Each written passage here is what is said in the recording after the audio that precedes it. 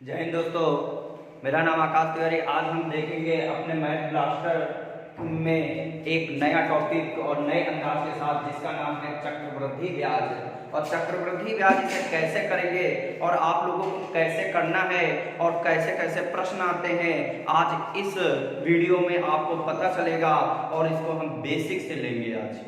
तो अब चक्रवृद्धि ब्याज से पहले आपने सिंपल इंटरेस्ट पढ़ा था, जिसका नाम था साधारण ब्याज। तो साधारण ब्याज आपने पढ़ा और साधारण ब्याज में आपने देखा था कि जो साधारण ब्याज होता है वो साधारण तरीके से हम कर लेते थे कि जितना दिए होता था हमको रेट और वो जितने समय में मांगता था, किसी धन पर मांगता था, तो उसका हम गुणा करके साधारण तरीके से निकाल लेते थे। तो वहां आपने पढ़ा था कि जो साधारण ब्याज होता है वो हमेशा मूलधन पर ब्याज देता है और ब्याज जो होता है वो हर वर्ष समान देता है, हर वर्ष समान देता है। लेकिन इसका थोड़ा सा ये पार्ट जो सीआई होता है थोड़ा टिपिकल लोग कहते हैं, लेकिन वैसे होता नहीं है। और इसको टिपिकल का नाम आज हम ये हटा के कि मतलब इतना कठिन जो टॉपिक है उसको कितने सरल तरीके से आज करेंगे और समझेंगे, वो आज हम देखेंगे। तो साधारण ब्याज में आपने पढ़ा था साधारण तरीके से, और चक्रवृद्धि ब्याज को भी हम आज पढ़ेंगे साधारण तरीके से। तो चक्रवृद्धि ब्याज के बारे में हम पहले थोड़ा समझ लेते हैं होता क्या है। चक्रवृद्धि ब्याज जो होता है, तो चक्रवृद्धि जो मतलब कि लोगों का कहना होता है कि जो चक्कर में डाल दे उसे चक्रवृद्धि कहते हैं। मतलब एक बार धन अगर ले लिया चक्रवृद्धि ब्याज पर, अगर समय पर पैसा नहीं दे पाए तो हम उसका ब्याज ही अदा कर पाते हैं और उसका मूलधन दे ही नहीं पाते हैं, और उसी में सारी जिंदगी हम उसका ब्याज ही धोए रहते हैं और हमें मूलधन का पता ही नहीं रहता है कि मूलधन हमको कब देना और कब उनको चुकाएंगे। जैसे आपने देखा होगा कि किसान लोग जो लेते हैं क्रेडिट कार्ड वगैरह पे ले लेते हैं धन, और उस पर जब धन लेते हैं तो उस पर क्या करते हैं कि जब धन लिया तो उसको समय पर नहीं दे पाते हैं, और जब समय पर नहीं दे पाते हैं तो उस पर ब्याज बनता है, और बाद में फिर भी समय नहीं चुका पाते हैं तो ब्याज पर ब्याज बन जाता है। फिर उनके यहाँ नोटिस आने लगते हैं, तो बैंक में क्या करते हैं कि धन न देकर सिर्फ ब्याज जमा कर देते हैं, और ब्याज जमा करने के बाद फिर कुछ दिन के लिए सोचते हैं, कुछ दिन के लिए फिर देखते हैं आएगी सरकार तो शायद कर्जा ही माफ कर दे, है ना। वही तो चक्रवृद्धि ब्याज के बारे में आप समझेंगे कि चक्रवृद्धि ब्याज होता क्या है और करेंगे कैसे इसको। तो हम जानते हैं कि जो हमारा पी होता है वो हमारा क्या होता है, मूलधन होता है। क्या होता है, मूलधन होता है। और जो पी पर जो धन मेरा होता है और उसमें जो बढ़कर मिलता है, जो दिया जाता है, वही हमारा अमाउंट मिश्र धन कहलाता है। क्या कहलाता है, मिश्र धन कहलाता है। फिर उसके बाद जो मिश्र धन होता है वो कैसे कैसे बनता है कि जो जो आपका ब्याज होता है, क्या होता है, जो आपका ब्याज होता है, ब्याज जो सीआई होगा, जिसे कंपाउंड इंटरेस्ट कहते हैं, जो सीआई होगा वो मूलधन में जो जोड़ दिया जाता है उसे ही हम मिश्र धन कहते हैं। मतलब चक्रवृद्धि ब्याज, चक्रवृद्धि ब्याज। और जो ब्याज होता है वो किसी न किसी दर से मिलता है, और रेट जिसे हम हिंदी में दर कहते हैं, और बाद में आप जानते हो टी मतलब टाइम, जिसे हम समय कहते हैं। क्या कहते हैं, समय कहते हैं। इसका मतलब कि जो मूलधन, जो मैंने मूलधन था और उसमें कोई ना कोई चक्रवृद्धि ब्याज जोड़कर देना पड़ा, उसे ही हम कहते हैं मिश्र धन, और किसी न किसी रेट की दर से और किसी न किसी समय पर। तो अब ये हमारा देखेंगे कि ये कैसे एक दो फार्मूले होते हैं जो आपके एग्जाम में कभी कभी पूछ देता है और हमें पता भी होना चाहिए, और फार्मूलों का बिना प्रयोग किए हम वैसे ही करेंगे, लेकिन हमको कुछ पता भी होना चाहिए कि इसका बेसिक होता क्या है। तो हमने कहा कि ये आपने कहा मूलधन है, तो चक्रवृद्धि ब्याज और मिश्र धन और सीआई पढ़ा, आर पढ़ा, टी पढ़ा, पी पढ़ा, ए, इनके बारे में सब लोगों ने जान लिया। तो यहाँ पर हमने कहा मिश्र धन, जो हमारा मिश्र धन होता है, जो मिश्र धन होता है वो क्या होता है, तो हमेशा याद रखना मिश्र धन बराबर होता है मूलधन। क्या चीज? मूलधन, और ब्रैकेट में 1 प्लस 10/100 होल द पावर समय होता है। क्या होता है? होल द पावर समय, जिसे कहते हैं कि अमाउंट बराबर P 1 plus R/100 whole the power T। तो यहाँ पर टी जो है वो समय के साथ साथ यहाँ पर टाइम्स लिख दिया जाता है। क्या होता है? टाइम्स, जिसे कहते हैं बार बार। टाइम्स का मतलब क्या होता है कि जितनी पावर उतनी बार परिवर्तन, उतनी बार गुणा। ठीक, तो यहाँ पर हमने कहा, और यहीं पर अगर हम सीआई देखें तो सीआई बराबर होता है मूलधन 1 प्लस रेट/100 पावर टाइम में। अगर हम मूलधन, अगर इस मिश्र धन में अगर हम मूलधन अपना निकाल लें तो वही हमारा कहलाता है चक्रवृद्धि ब्याज। क्या कहलाता है? चक्रवृद्धि ब्याज कहलाता है।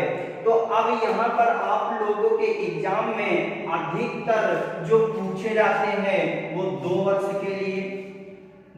के लिए प्रश्न आता है और 3 वर्ष के लिए प्रश्न आता है। और बहुत अगर थोड़ा भी टिपिकल अगर करेगा और थोड़ा अगर वो आपको फंसाने की कोशिश करेगा, एग्जाम में ज्यादा टाइम लेने की कोशिश करेगा, तो वो 4 वर्ष के लिए दे देता है। अधिकतर जो होता है ये 95% केस में यही 2 और 3 वर्ष के ही लिए पूछा जाता है। ये सिर्फ 5% ऐसा होता है कि कभी कभी 4 वर्ष के लिए पूछ देता है। छमाही कह दे वर्ष में या तिमाही दे दे तो उस केस में कभी कभी ये वाला पूछ देता है, और अन्यथा ऐसे ज्यादा नहीं पूछता है। ठीक,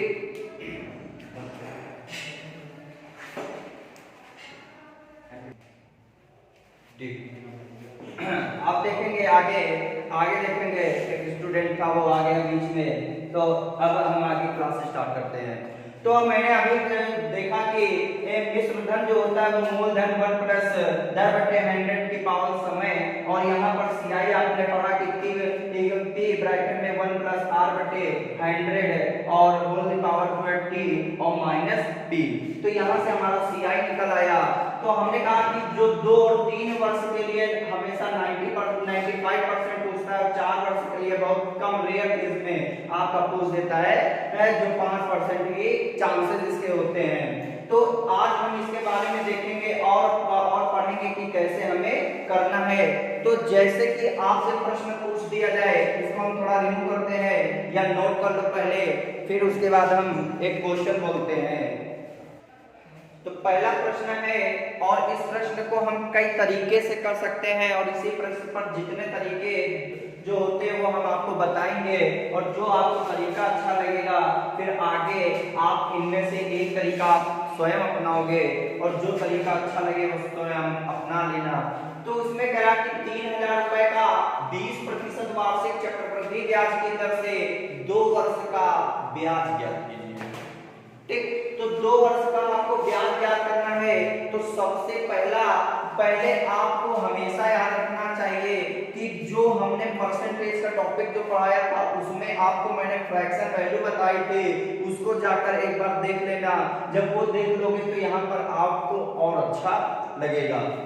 तो हमने कहा कि परसेंटेज जैसे 20% दिए हैं, तो 20% की जो फ्रैक्शन वैल्यू होती है, मतलब 20% का मतलब होता है 20% का मतलब बटा 100 होता है।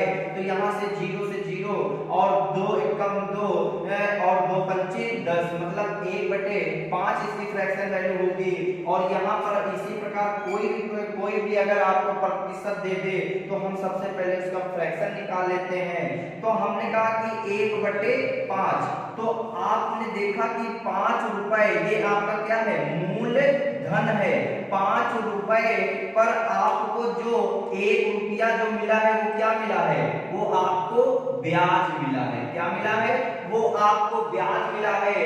तो इसका मतलब अगर हम देखें यहाँ पर कि मूलधन मतलब जो प्रिंसिपल है वो 5 रुपया है और आपको ब्याज जो मिला है वो 1 रुपया मिला, और ब्याज में अब में अगर हम अपना मूलधन जोड़ दें तो हमें मिश्र धन पता चल जाएगा कि नहीं चल जाएगा कि 6 रुपया मिला। बोलो, तो इसका मतलब कितने वर्ष तक आपसे पूछा है, कह रहा 2 वर्ष का। तो इसका मतलब कि यहाँ आपसे 2 वर्ष के लिए पूछा है, तो हम देखेंगे कि इसका मतलब कि दूसरे वर्ष भी 5 रुपया से 6 रुपया हो जाएगा कि नहीं हो जाएगा। बोलो, तो इसका मतलब क्या होगा कि 5 का 5 गुणा करेंगे 25 हो जाएगा, 6 का 6 से गुणा करेंगे 36 हो जाएगा कि नहीं हो जाएगा। बोलो, तो इसका मतलब ये आपका मूलधन है, ये आपका क्या है, मिश्र धन है। अगर हम यहाँ पर ब्याज अपना सीआई देखें तो सीआई जो हम देखें अगर, तो अगर हम मिश्र धन में मूलधन घटा देंगे तभी तो सीआई बचेगा कि नहीं बचेगा। जैसे 6 रुपया हमारा मिश्र धन था और 5 रुपया मूलधन था, तो अगर हम 6 में 5 घटाएंगे तो इसका मतलब यहाँ पर 1 रुपया ही तो ब्याज मिला है। फिर उसके बाद दूसरे वर्ष 6 में 5 अगर घटाएंगे तो 1, लेकिन जब इसका ये किया तो 36 में 25 जाएंगे तो हमको जो ब्याज मिलेगा वो आपको ब्याज कितना रुपया मिलेगा, तो आप यही कहोगे कि 36 में अगर 25 घटा दें तो मुझे ब्याज पता चल जाएगा कि नहीं चल जाएगा। तो 36 में अगर हम 25 घटाएंगे तो हमें पता चल जाएगा कि 11 रुपया मिला है कि नहीं मिला है। बोलो, कितना मिला, 11 रुपया मिला है। तो इसका मतलब कि यहाँ पर आपको 11 रुपया आपका क्या है, आपका सीआई है। क्या है, आपका सीआई है 11 रुपया। तो यहाँ पर आपने का देखा कि 3000 रुपया क्या है, हमारा मूलधन है। क्या है, मूलधन। तो 3000 रुपया मूलधन, लेकिन सवाल के अकॉर्डिंग इसमें अगर फ्रैक्शन वैल्यू में देखा तो मूलधन कितना आया, 25। तो मूलधन बटे मूलधन हो जाएगा कि नहीं हो जाएगा। बोलो, मूलधन बटे मूलधन, और जो पूछे उससे गुणा कर देते हैं कि नहीं कर देते हैं, आपको मैंने बताया है। तो यहाँ पर आपने देखा कि हमसे ब्याज पूछ रहा है, तो ब्याज कितना दिए है, 11 से इंटू 11 कर देंगे कि नहीं कर देंगे। तो यहाँ से अगर हम इसको काटना चाहें तो 25 एकम 25 हो जाएगा कि नहीं हो जाएगा। और इसके बाद अगर 25 एकम 25 भी 25 दूना 50 मतलब 120 गुणे 11। तो यहाँ से हमने देखा कि 0 का वही 2, 11 दूना 22 हो जाएगा, और 11 एकम 11 होगा कि नहीं होगा। तो 11 और 2 कितना हो जाएगा, 13। तो हमारा आंसर जो आया वो कितना आया, 1320 आ गया। तो एक तरीका तो ये होता है कि हमने मूलधन लिखा और पूरा अमाउंट मिश्र धन लिख लिया, 5 से 6, फिर 5 से 6 25 हो गया, 36 हो गया। तो धन हमारा सवाल में 3000 दिए तो 3000 लिखा, लेकिन इसके फ्रैक्शन के अकॉर्डिंग 25 है, तो हमने मूलधन बटे मूलधन लिख लिया। और हमसे ब्याज पूछा है, तो आप जानते हो अगर मिश्र धन में अपना धन निकालने तभी तो ब्याज पता चलेगा। तो मैंने इससे निकाला तो 11 रुपया, जिस जो पूछा है उससे मैंने गुणा कर दिया, हमारा आंसर आ गया। मिश्र धन पूछता तो 36 से गुणा कर देते तो हमारा क्या जाता, मिश्र धन आ जाता। तो ये तो तरीका आपका ये पहला हो गया। अब इसको और कितने तरीके से आप कैसे कर सकते हो, तो आइए इसको नोट कर लिया है तो इसको रिमूव करते हैं और फिर इसी पर एक और तरीका बताते हैं। तो अब इसी को आप कैसे कर सकते हो, तो अब इसका दूसरा तरीका क्या होता है, तो दूसरा तरीका होता है कि जैसे आपने कहा 3000 रुपए मेरा मूलधन था, ठीक, कितना था 3000 रुपए, और 20% की दर से मिल रहा है। तो इसका मतलब कि 20% का मतलब क्या होता है कि 20/100। 20 में आपको 20% में 20/100, 100 रुपया में 20 रुपया ये तो ब्याज मिला है। तो इसका मतलब 100 पर अगर 20 रुपया ब्याज मिला है तो इसका मतलब ये 120/100 हो जाएगा कि नहीं हो जाएगा। तो अगर हमको 2 साल के लिए मिला है तो 2 बार क्या कर देंगे, 2 बार गुणा कर देंगे। बोलो, तो यहां से अगर देखें 0 0 0 से 0 खत्म हो जाएगा, ये 0 ये 0 ये 0 ये 0 हो जाएगा कि नहीं हो जाएगा। तो यहां से अगर हम इसको देखें तो यहाँ 30 × 12 बराबर 144 हो जाएगा कि नहीं हो जाएगा। तो अब यहाँ पर देखें 0 हो जाएगा तो ये 4 × 12 हो जाएगा और 4 × 12 1 13 हो जाएगा, 3 × 1 3 1 4। इसका मतलब ये हमारा टोटल मिश्र धन निकलेगा कि नहीं निकलेगा, क्या निकलेगा, टोटल मिश्र धन निकलेगा। और अगर हम मिश्र धन में अपना धन निकाल ले तभी तो ब्याज पता चलेगा, क्योंकि हम जानते हैं ब्याज में बराबर जो होता है वो मिश्र धन माइनस मूलधन होता है। तो मिश्र धन आपका निकला है 4320 और मूलधन आपका था 3000 रुपया। तो यहाँ से अगर घटाएंगे तो 1320 रुपया निकलेगा कि नहीं निकलेगा। ठीक, तो अब यहाँ पर आप ऐसे भी कर सकते हो और आपका एक तरीका और देख लो। तो तरीका और देखोगे तो इसमें कैसे है, जैसे आपको मूलधन जो दिए हैं वो कितना दिए हैं, 3000 रुपया। तो ये क्या है, मूलधन। फिर उसके बाद आपका जो रेट दिए हैं वो कितना परसेंट दिए हैं, 20%। टाइम जो दिए है वो 2 दिए और हमसे पूछ क्या रहा है, चक्रवृद्धि ब्याज हमसे पूछ रहा है। तो हम इसको कैसे करेंगे, तो अब यहाँ पर हमने देखा कि 3000 रुपए पर 20% की दर से 2 वर्ष का चक्रवृद्धि ब्याज ज्ञात करना है। तो अब इसको अगर करोगे तो आप बस 2 वर्ष के लिए कराए, बस 2 गोले, एक गोला ऊपर कर दो, 2 गोला नीचे कर दो, आपका आंसर आ जाएगा। कैसे, जैसे मैंने कहा कि यहाँ पर आपको देखा ये और ये और ये, मैंने कहा जहां जहां जो जो तुमको दिख जाए उसी पर ब्याज ले लो। और ब्याज जो मिलता है वो हमेशा रेट के अकॉर्डिंग ही तो मिलता है। बोलो, रेट के अकॉर्डिंग मिलता है। तो 3000 रुपया, तो 3000 रुपए पर पहले वर्ष 20% ब्याज मिलेगा कि नहीं मिलेगा। तो 3000 पर अगर 20% ब्याज मिलेगा तो आप कहोगे कि 3000 का 20% अगर हम निकालें तो 0 0 खत्म हो जाएगा, 20 × 60, मतलब कि 600 रुपया ब्याज मिलेगा कि नहीं मिलेगा। तो इसका मतलब यहाँ 600 कर दो। ठीक, जो जो दिख जाए उस पर ब्याज ले लो।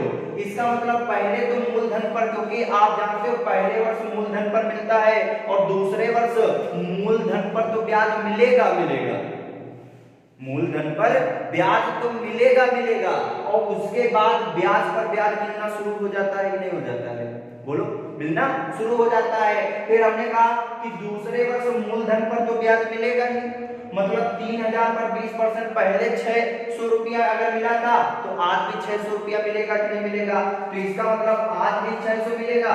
तो ये देखो 600 रुपया दूसरे वर्ष भी मिला, लेकिन दूसरे वर्ष मूलधन पर तो ब्याज मिलेगा ही मिलेगा, उसके बाद ब्याज पर ब्याज मिलने लगता है कि नहीं मिलने लगता है।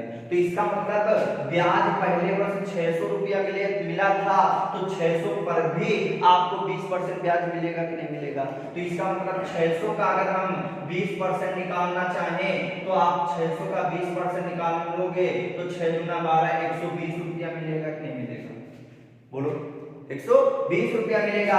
तो इसका मतलब कि हमने देखा पहले 600 फिर 600 फिर 120, इन सभी को जोड़ दो, आपका CI निकल आएगा 600 600 1200 और 1200 में 120 जोड़ोगे तो इसका मतलब आपका आंसर आ जाएगा कि नहीं आ जाएगा। तो 600 + 600 + 120 आंसर 600 600 आपका 1200, 1200 में 100 1300, ये 1320 आ गया कि नहीं आ गया, हो गया उत्तर खत्म। ठीक, तो अब एक तरीका और देख लो, इसको और कैसे करोगे। तो ये तरीके आपके हैं और जैसा आपको मन आए, जैसा इच्छा लगे वैसे आप कर सकते हो। तो दूसरा तरीका क्या होता है, एक दूसरा तरीका होता है रेशियो। क्या होता है, रेशियो। हमेशा याद रखना कि 2 वर्ष के लिए, 2 वर्ष के लिए चक्रवृद्धि ब्याज ब्याज के लिए अनुपात जो होता है वो 2:1 होता है। अब अनुपात कैसे निकला है वो भी मैं इसी में बता दूंगा कि कैसे निकला है। और अनुपात के अकॉर्डिंग चाहे जितना बड़ा क्वेश्चन आ जाए और आप अनुपात आप कभी भूल नहीं सकते हो। ये रटने वाला नहीं है, हम रटने नहीं देंगे, ऐसा समझा देंगे कि कभी भूल भी नहीं पाओगे।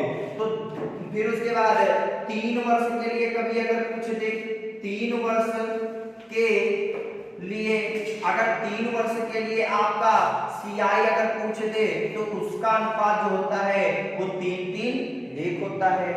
अगर आपसे बाय द वे 4 वर्ष के लिए पूछ दे, 4 वर्ष के लिए अगर आपसे चक्रवृद्धि ब्याज पूछ दे तो हमेशा 4:6:4:1 होता है। ठीक, अब ये निकला कैसे है, ये निकला कैसे है तो पहले हम इस क्वेश्चन को देख लेते हैं, फिर ये निकला कैसे वो भी हम बताएंगे कि अनुपात कैसे आपको अगर भूल भी जाओ तो कैसे माइंड में आ जाएगा ऑटोमेटिक, वो भी आप देख लेना। तो अब देखो इसी पर प्रश्न कैसे करेंगे, इसको थोड़ा यूं करते हैं। तो हमने कहा कि 2 वर्ष के लिए अनुपात जो होता है वो 2:1, इसको हम 2:1 कैसे लिख सकते हैं। ठीक, तो आपको मूलधन जो दिए है वो आपका 3000 रुपया दिए, रेट 20% दिए और टाइम आपको 2 वर्ष दिए और आपसे सीआई पूछ रहा है। ठीक, तो हमने कहा कि पहले वर्ष मूलधन पर ब्याज मिलता है, तो हमने कहा 3000 का अगर 20% निकालोगे तो आपको पता है कि यहाँ 600 रुपया मिलेगा कि नहीं मिलेगा। तो इसका मतलब कि यहाँ 600 रुपया आ जाएगा। फिर उसके बाद आपको पता है कि दूसरे वर्ष ब्याज पर ब्याज मिलने लगता है, तो 600 का अगर 20% निकालोगे तो इसका मतलब कि 6 दूना 12, 120 रुपये मिलेगा। तो इसका मतलब 120 यहाँ पूरा कर देंगे। तो हमने कहा 6 दूना 12, 1200 और 120 से कम 120, बस हमने क्या किया इन दोनों को आपस में जोड़ दिया। 1200 में अगर 120 जोड़ोगे तो 1320 आपका उत्तर हो गया। आपका तरीका ये भी है। अब चाहे 2 वर्ष के पूछ दे, चाहे 3 वर्ष के पूछ दे, चाहे 3 वर्ष के लिए अगर पूछे तो आप हमेशा क्या करना 3:3:1 कर देना। 4 वर्ष के लिए पूछे 4:6:4:1 कर देना। अब ये निकला कैसे है तो मैंने कहा मान लो आपका मूलधन 100 रुपया था और रेट 10% के टाइम 2 वर्ष के लिए। तो हमने कहा टाइम 2 वर्ष के लिए है, तो अगर हम यहाँ पर देखें कि 100 रुपया पर अगर 10% ब्याज मिला है तो 10% मतलब 10/100। तो 100 में अगर 10 रुपया ब्याज मिला तो इसका मतलब कि आप 110 हो जाएगा कि नहीं हो जाएगा मिश्र धन। तो 110/100 इंटू 110/100, क्योंकि 2 वर्ष है तो 2 बार गुणा हो जाएगा। तो यहाँ पर हमने देखा 0 0 0 0 खत्म, 0 0 0 0 खत्म, तो 11 ग्राम कितना आया 121।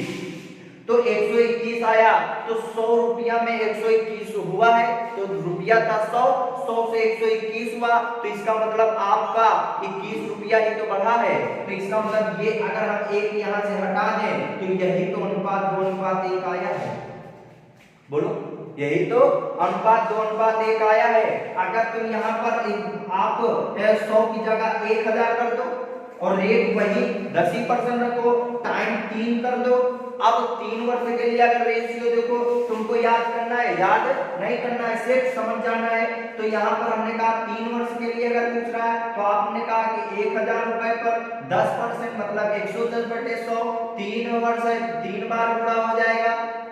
बोलो, तो यहाँ 0 0 0 0 और ये फिर ये 0 से ये 0 खत्म हो जाएगा, ये 0 से ये और ये देखो 0 खत्म। तो आप जानते हो 11 ग्राम 121, 121 ग्राम 1331 होता है।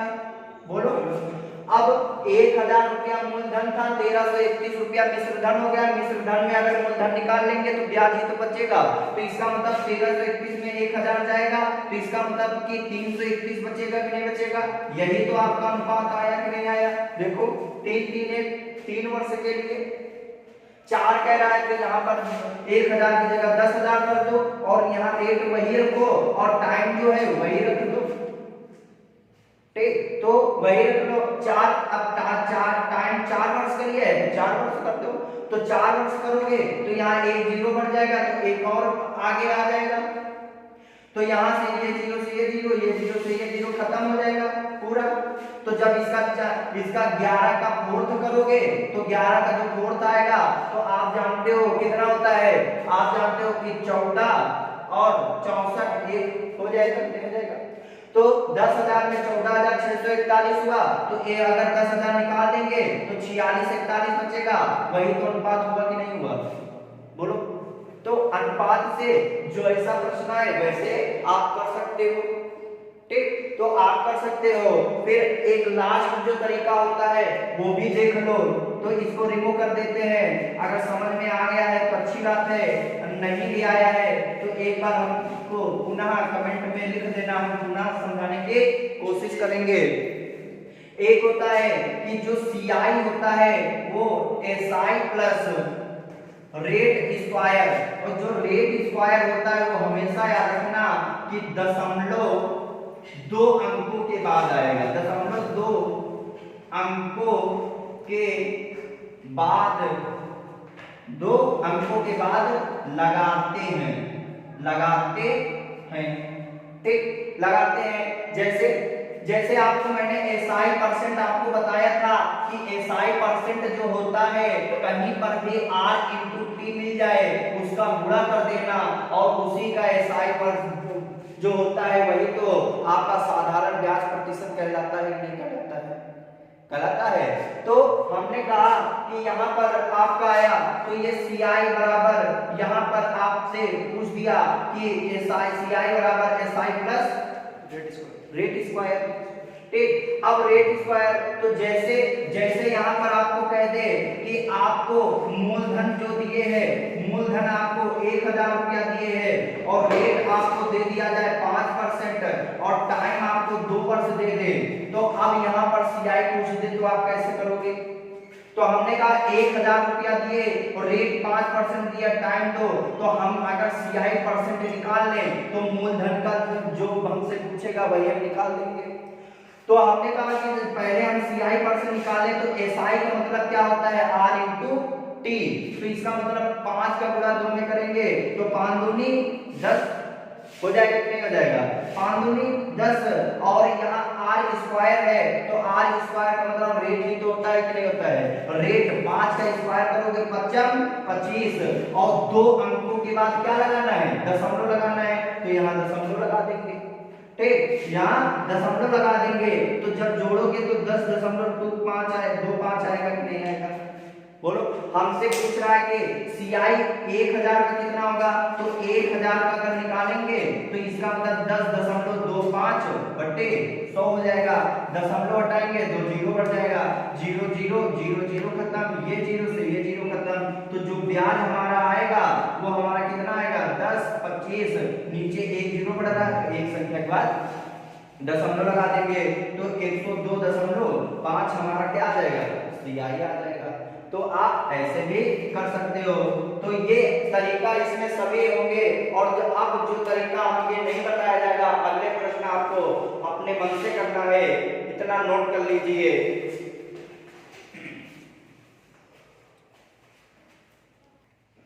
तो अगला प्रश्न देखो, 3 वर्ष के लिए अगर आपसे पूछ दे तो आप ये प्रश्न कैसे करोगे। जैसे कि आप 10,000 रुपए पर 10% वार्षिक चक्रवृद्धि ब्याज की दर से 3 वर्षों का ब्याज ज्ञात कीजिए।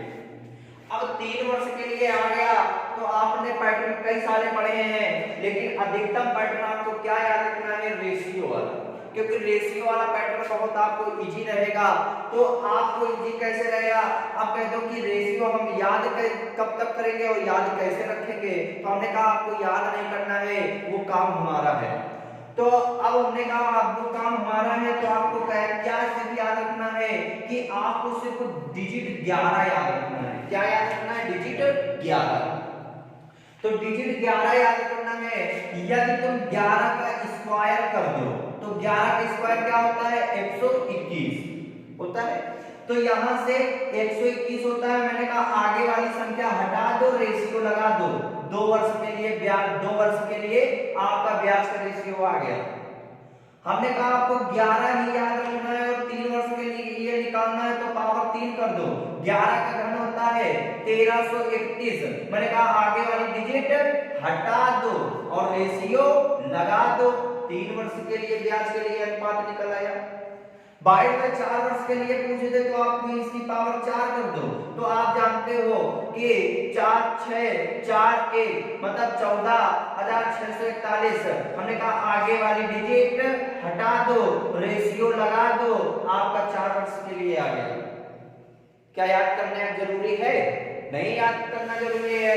अब आपसे 3 वर्ष के लिए पूछा है, बस 11 का घन मन में याद आ गया, 1331 होता है।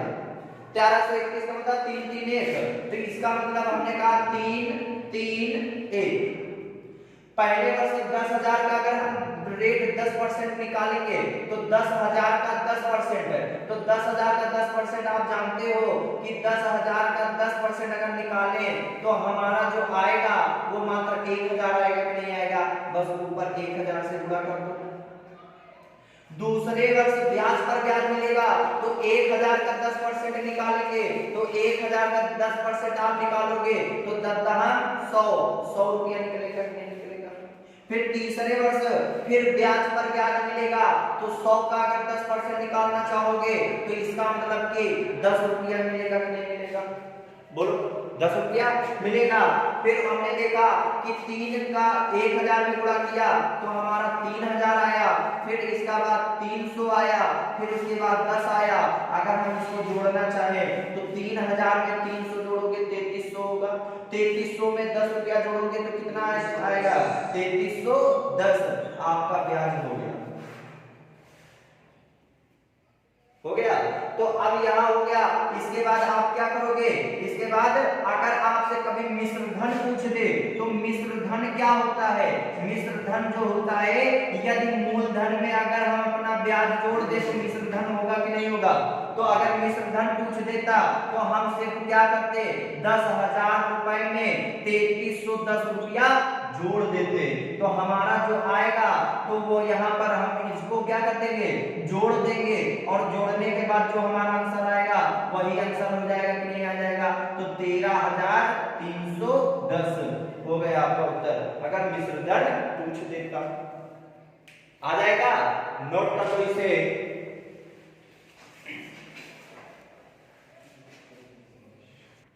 तो अगला प्रश्न देखो क्या कह रहा है कि कोई धन चक्रवृद्धि ब्याज पर 4 वर्ष में अपने का 2 गुना हो जाता है तो वही धन कितने वर्षों में अपने का 8 गुना हो जाएगा? तो ऐसा प्रश्न अगर कभी भी आ जाए तो घबराना नहीं है। इस वीडियो का ये लास्ट क्वेश्चन है और ये कैसे करेंगे तो आपको ये उंगलियों पर प्रश्न आपको आएगा। कैसे? मैंने कहा कि कोई धन चक्रवृद्धि ब्याज पर 4 वर्ष में 2 गुना हो जाता है। चक्रवृद्धि ब्याज है, आपका साधारण ब्याज नहीं है। साधारण ब्याज में आपने देखा था कि खाली त्रिया गुणा कर देंगे आंसर आ जाएगा, लेकिन यहाँ पर देखो आपका कह रहा है कि चक्रवृद्धि ब्याज है तो चक्रवृद्धि ब्याज आप जानते हो 4 वर्षों में कितना गुना हो रहा है? 2 गुना। वहां पर गुना होता था तो 1 कम कर देते थे, लेकिन यहाँ ऐसा ना करना। यहाँ पर जो तुमको पहले गुना कहे वो तो लिखोगे ही और बाद में जितना गुना कहे उसकी पावर बना दोगे। क्या कर दोगे? पावर बना दोगे। कह रहा कितने वर्षों में? मैंने कहा मुझे नहीं पता। कह रहा 8 गुना हो जाएगा। क्या हो जाएगा? 8 गुना। तो इसका मतलब कि जो आपको ऊपर दिए था वो नीचे वाले को हम देखेंगे कि कैसे इसका पावर बनेगा। तो यहाँ 2 है और ये 2 है तो यहाँ पर भी 2 आना चाहिए क्योंकि यहाँ पर 2 तो यहाँ पर 2 आना चाहिए। तो हमने कहा कि 2 है और 8 को 2 की पावर के रूप में लिखना है। तो आप जानते हो कि 8 किसका घनमूल होता है? 2 का ही तो होता है। नहीं आपको याद आता है तो कोई बात नहीं, ऊपर जो दिए हो उसको उससे सिर्फ फैक्टर कर लेना। 2 चौको 8, 2 दूनी 4, 2 एकम 2। इसका मतलब कि 2 का फैक्टर कितनी बार हुआ?